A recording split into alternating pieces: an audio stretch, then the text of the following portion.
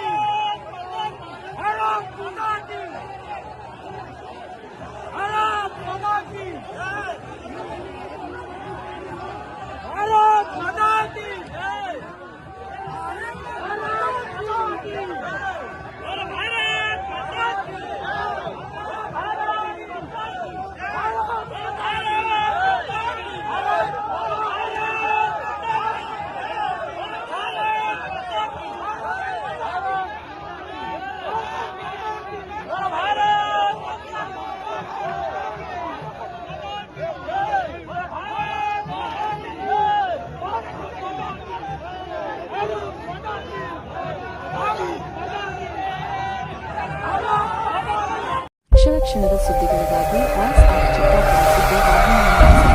Like ಮತ್ತು follow ಮಾಡಿ. ಹೊಸ ಸುದ್ದಿಗಳ ನೋಟಿಫಿಕೇಶನ್ಗಾಗಿ ಬೆಲ್ ಬಟನ್ ಕ್ಲಿಕ್ ಮಾಡಲು ಮರೆಯದಿರಿ.